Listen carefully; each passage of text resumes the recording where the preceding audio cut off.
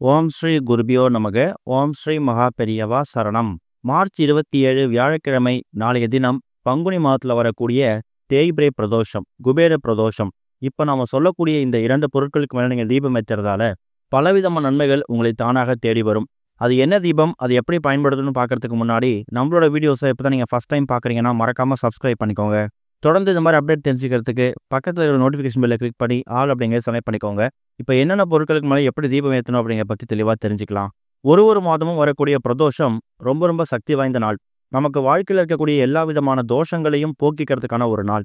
அதுலேயும் மங்கள மாதம்னு போற்றப்படக்கூடிய இந்த பங்குனி மாதம் இருக்குல்ல, இந்த பங்குனி மாதத்தில் வரக்கூடிய எல்லா நாட்களும் விசேஷம்தான். அதில் இந்த பிரதோஷம், சஷ்டி, கிருத்திகை இது மாதிரி விசேஷ தினங்கள் வந்துச்சுன்னா அதை நம்ம தவற விட்டுறக்கூடாது. பொதுவாக வியாழக்கிழமையில எந்த ஒரு விரத தினங்கள் திதி வந்தாலும் அதை நம்ம குபேரன் சொல்லுவோம்.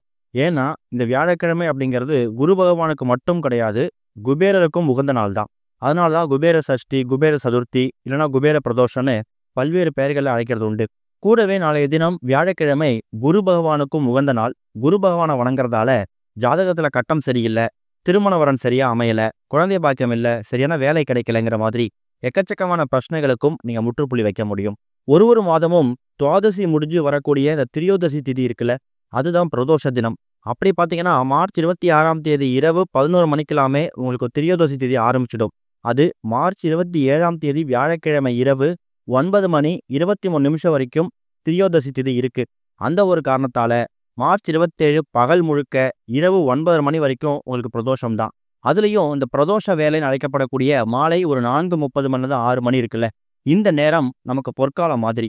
இந்த நேரத்துல உங்க வீடு பக்கத்தில் இருக்கக்கூடிய சிவன் கோவிலுக்கு போனீங்கன்னா அங்க இருக்கக்கூடிய சிவபெருமானுக்கும் நந்தி தேவருக்கும் அபிஷேக ஆராதனைகள் நடக்கும். அதுல போய் கலந்துக்கோங்க. முடிஞ்ச அபிஷேகத்துக்கும் ஆராதனைகளுக்கும் அலங்காரத்துக்கும் தேவையான பொருட்களையும் உங்க கையால வாங்கி கொடுக்கலாம். ரொம்ப பெருசா ஒன்றும் பொருட்கள் வாங்கி கொடுக்கணும் கட்டாயம் கிடையாது. இளநீர், நார்த்தங்காய், பன்னீர், சந்தனம் இது மாதிரி உங்களால என்ன பொருட்கள் வாங்கி கொடுக்க முடியுதோ அதை நந்தி தேவருக்கும் சிவபெருமானுக்கும் அபிஷேகத்துக்காக வாங்கி கொடுங்க. நந்தி தேவருக்கு அருகம்புல் மாலை எடுத்துட்டு போயிட்டு நீங்க கொடுக்கலாம். இன்னொரு பக்கம் வில்வ இலையால அர்ச்சனை செய்யலாம். வாழ்க்கையில இது வரைக்கும் உங்களுக்கு பலவிதமான தோஷங்கள் இருக்கலாம். எந்த தோஷமா இருந்தாலும் பிரதோஷ நேரத்துல நீங்க சிவபெருமானை வணங்குனீங்கன்னா அந்த தோஷங்கள் எல்லாமே தவிடுபொடி ஆயிடும். இந்த பிரதோஷ வேளையில எல்லா தேவர்களும் முனிவர்களும் சிவபெருமானை வணங்குறதுக்காக கோவிலுக்கு வருவாங்க அப்படிங்கிறது ஒரு ஐதீகம். அந்த நேரத்துல நாம சிவபெருமானை வணங்கணும்னா பலவிதமான கடவுள்களின் அருளை ஒரு சேர பெற முடியும் அப்படிங்கிறது காலம் காலமாக இருக்கக்கூடிய ஒரு பெரிய நம்பிக்கை. பிரதோஷ வேளையில நீங்க ஒரு மாதமும் எப்படி பூஜை செய்வீங்களோ அதே மாதிரி நீங்க பூஜை செய்யலாம். காலையிலே எழுந்து சுத்தபத்தமா குளிச்சுட்டு உங்க வீட்டில் இருக்கக்கூடிய சிவபெருமான் போட்டோஸ்ல கழுவி சுத்தப்படுத்தி மஞ்சள் குங்குமம் பொட்டு வைத்து பூக்களால் அலங்காரம் செய்யலாம். முடிஞ்சா ஒரு டம்ளர் பால் நீங்க நைவேத்தியமா செஞ்சு வச்சு படைக்கிறது கூடுதல் விசேஷம். இல்லைனா சிவபெருமானுக்கு பிடிச்ச நைவேத்தியங்கள் எது வேணாலும் செய்யலாம். அது உங்க தனிப்பட்ட விருப்பம் தான். நிறைய பேர் பிரதோஷ வேளையில உபவாசம் இருந்து விரதம் இருப்பாங்க. அது அவங்களோட தனிப்பட்ட உடல்நிலையை பொறுத்தது. மாலை 4:30 6 மணியில இந்த பிரதோஷ அபிஷேகம்லாம் முடிஞ்சதுக்கு அப்புறம் சிவபெருமான் தரிசனம் பண்ணிட்டு அதுக்கப்புறம் வீட்டுக்கு விளக்கேற்றி வச்சுட்டு அவங்க விரதத்தை பூர்த்தி பண்ணுவாங்க. அந்த அளவுக்கு நீங்க கஷ்டப்பட்டு சிவபெருமான வணங்கும் கட்டாயம் கிடையாது. உபவாசம் இருக்க முடிஞ்சா இருக்கலாம், இல்லாதவங்க பால் பழம் மாதிரியான எளிமையான ஆகாரங்களை சாப்பிட்டு கூட இருக்கலாம். அது உங்க தனிப்பட்ட விருப்பம் தான். இது போக இப்ப நாம சொல்லக்கூடிய இந்த 2 பொருட்கள் மேல நீங்க ஏற்றக்கூடிய 2 தீபம் ரொம்ப ரொம்ப முக்கியமான தீபம். இந்த 2 பொருட்களும் நாளைய தினம் வியாழக்கிழமை பிரதோஷ தினத்தன்னைக்கு வரக்கூடிய 2 கடவுள்களுக்கும் உகந்த பொருள். அதுல முதல் முக்கியமான பொருள் முதல்ல வியாழக்கிழமை கணக்கில் எடுத்துக்கணும். வியாழக்கிழமை குரு பகவானுக்கு உகந்தது. குரு பகவானுக்கு உகந்த தானியம் என்ன? வெள்ளை கொண்டை கடலை. குரு பார்க்க கோடி நன்மை. ஒரு குடும்பத்து மேல குரு பார்வை விழுந்துட்டா பரம ஏழை கூட பணக்காரரா மாறக்கூடிய யோகத்தை பெற முடியும். கஷ்டப்பட்ட நிலையிலே இருக்கும், மேல்நிலைக்கு போக முடியல, எதை தொட்டாலும் தோல்வி அப்படிங்கிறவங்களுக்கு குரு பகவானோட பார்வை உங்க மேல விழுந்தாலே கண்டிப்பா நல்ல முன்னேற்றம் ஏற்படும். வாரம் குரு பகவானுக்கு வியாழக்கிழமையில கொண்டை கடலை மாலை சாப்பிட்றது கூடுதல் விசேஷம். அப்படி இல்லாதவங்க இந்த வியாழக்கிழமையில பிரதோஷம் மாதிரி நாட்கள்ல இப்ப நம்ம சொல்லக்கூடிய அந்த தீபத்தை ஏற்றலாம். ஒரு சின்னதா தட்டு எடுத்துக்கோங்க. அந்த தட்டுல இப்ப நாம வீடியோல காமிச்சிருக்க மாதிரி 2 பங்கா பிரிச்சுக்கணும். ஒரு பங்குல கொண்டை கடலை, வெள்ளை கொண்டை கடலை குரு பகவானுக்காக, இன்னொரு பாதி பச்சரிசி. இந்த பச்சரிசி அப்படிங்கிறது சிவபெருமானுக்கு உகந்த தானியம். சொல்ல போனா சிவபெருமானுக்கு உகந்த தானியம் நெல் தான். அந்த நெல்லிலிருந்து கிடைக்கக்கூடிய இந்த பச்சை அரிசி இருக்குல்ல, அதை ஒரு பக்கம் பரட்டிக்கணும். அதனால ஒரு தட்டுல 2ஆ பிரிச்சு ஒரு பக்கம் வெள்ளை கொண்டை கடலையும் ஒரு பக்கம் பச்சரிசியும் பரப்பி வச்சுக்கணும். எந்த பக்கம் எதை வைக்கணுங்க சந்தேகமே வேணாம், அது உங்க விருப்பம் தான். வலது பக்கமோ இடது பக்கமோ ஏதாவது ஒரு பக்கம் பச்சரிசி இருக்கிற மாதிரி இன்னொரு பக்கம் வெள்ளை கொண்டை கடலை இருக்கிற மாதிரி பரப்பி வச்சுக்கோங்க. அது மேல 2 அகல் விளக்கு வைக்கணும். ஒரு அகல் விளக்க கொண்டைக்கடலை மேலேயோ இன்னொரு அகல் விளக்க பச்சரிசி மேலேயும் வைக்கணும். நெய் தீபம் ஊற்றினாலும் சரி, தீப எண்ணெய் ஊற்றி தீபம் போட்டாலும் சரி, அது உங்கள் தனிப்பட்ட விருப்பம் தான். ஆனால் முக்கியமாக நீங்கள் இன்னொரு பொருளை சேர்க்கணும். இந்த 2 தீபம் எரியக்கூடிய அந்த நேரத்தில் நடுவில் ஒரே ஒரு சில்லறை நாணயம் வைக்கணும். இந்த சில்லறை நாணயம் எதுக்காக வைக்கிறோன்னா, முன்னாடியே சொல்லியிருந்தோம், இந்த வியாழக்கிழமை அப்படிங்கிறது குரு பகவானுக்கு மட்டும் உகந்தது கிடையாது, குபேரருக்கும் உகந்தது தான். குபேரர் வாசம் செய்யக்கூடிய பொருட்களில் இந்த சில்லறை நாணயமும் ஒன்று.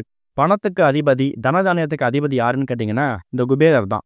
அப்பேற்பட்ட குபேரரை நீங்கள் உங்கள் வீட்டில் கொண்டு வந்து ஐக்கியப்படுத்துறதுக்காக தான் இந்த சில்லறை நாணயத்தை நீங்கள் அதை வைக்கிறீங்க. இப்போ இந்த அமைப்பை அப்படியே உங்கள் வீட்டோட பூஜை எல்லாம் வச்சுடுங்க. சரி, எத்தனை மணிக்கு தீபத்தை ஏற்றலாம்?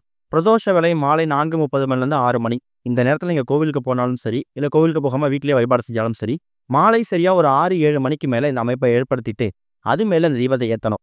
பூஜை அறையில் இந்த தட்டு மேலே கொண்டைக்கடலையும் அரிசியை வச்சு அது மேலே 2 அகல் விளக்க வைத்து நடுவில் ஒரே ஒரு சில்லறை நாணயத்தை வச்சுட்டு தீபத்தை ஏற்றிடுங்க. அந்த தீபம் எரியக்கூடிய அந்த நேரத்தில் முதல்ல சிவபெருமான மனசார வேண்டிக்கோங்க.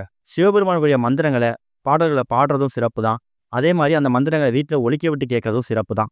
ரொம்ப முடியலையா, ஓம் நமச்சிவாய சிவனோட இந்த மந்திரத்தை ஒரு 9 முறையோ 11 முறையோ 108 முறையோ உங்களால் எவ்வளோ முறை சொல்ல முடியுதோ அவ்வளோ முறை சொல். அடுத்ததாக குரு பகவான மனசார வேண்டிக்கிட்டு உங்கள் வீட்டுக்குள்ளே யாருக்காவது குரு பகவானோட பார்வை குரு தோஷம் இருந்துச்சு அப்படின்னா அதெல்லாம் நிவர்த்தி ஆகணும். குரு பகவானோட பார்வை எங்கள் மேலே விழுந்து எங்கள் குடும்பம் மேல்நிலைக்கு போகணும்னு மனசார குரு பகவானையும் வேண்டிக்கோங்க.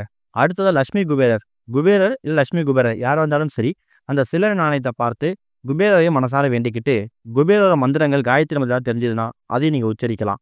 அவ்வளவுதான். இந்த தீபம் எரியக்கூடிய அந்த நேரத்தில் உங்களோட கஷ்டங்கள், கடன் தொகை, பொருளாதார பிரச்சனை, குடும்பத்தோட சண்டை சச்சரவு, அதை விட முக்கியமானது குழந்தைய பாக்கியம் இல்லை, திருமண வரன் அமையலை, வேலை சரியாக கிடைக்கலங்கிற மாதிரி பலவிதமான கோரிக்கைகள் இருக்கும்ல. இந்த எல்லா விதமான கோரிக்கைகளையும் நீங்கள் சிவபெருமான்கிட்டையும் குரு பகவான்கிட்டையும் குபேர்கிட்ட முன்வைக்கணும். உங்கள் வீட்டில் மற்ற விளக்குகள், காமாட்சி விளக்கு, குத்து விளக்கு, இதெல்லாம் எவ்வளோ நேரம் எரியுதோ அவ்வளோ நேரம் இந்த 2 தானியத்துக்கு மேலே ஏற்றிக்கூடிய தீபம் எரிஞ்சாலே போதும். அதுக்கப்புறம் விளக்க குளிர வச்சுட்டு உங்கள் அன்றாட வேலை பார்க்கலாம். மறுநாள் வெள்ளிக்கிழமை பிரதோஷம் முடிஞ்சதுக்கு அப்புறமா அந்த கொண்டைக்கடலையை எடுத்து உங்கள் வீட்டு மொட்டை மாடிக்கு வரக்கூடிய காக்கை குருவிகளுக்கு தானமாக போட்டுருங்க. அந்த பச்சரிசியை நசுக்கி எறும்பு புட்டுகளை போட்டுருங்க. அவ்வளவுதான். பார்க்கறதுக்கு ரொம்ப எளிமையான தீபம் மாதிரி தெரியும். ஒரே நேரத்தில் 3 விதமான கடவுள்களை ஒரு சேர வணங்கக்கூடிய அற்புதமான ஒரு தினம். அது கூட ஒரு சில்லறை நாணயம் வச்சிருக்கீங்க நடுவில், அதை எடுத்து நீங்கள் செலவு பண்ணதுக்கு பத்திரப்படுத்தி பீரோ லாக்கரில் வச்சுக்கோங்க. முடிஞ்ச அளவுக்கு நாளைய தினம் உங்கள் கையால் தானங்கள் பண்ணுறதும் சிறப்பு. பசு மாட்டுக்கு என்ன பொருட்களும் தானமாக கொடுக்கலாம். ஏன்னா பிரதோஷம் அப்படிங்கிறது தானங்கள் செய்யறதுக்கும் சிறந்த ஒரு நாள் தான். இன்னொரு பக்கம் கோவில் வாசலில் எவ்வளோ பெரிய யாசனம் கேட்டு உட்காந்துருப்பாங்க, அவங்களுக்கு உங்களால் முடிஞ்ச அளவுக்கு நிதி உதவியோ இல்லை உணவோ வாங்கி கொடுக்கறது விசேஷம்தான். இப்போ நம்ம சொல்லிக்கூடிய இந்த முறையில் பங்குனி மாதத்தில் வரக்கூடிய தேய்பிரை பிரதோஷம், இந்த குபேர பிரதோஷத்தை வழிபட்டு பாருங்க.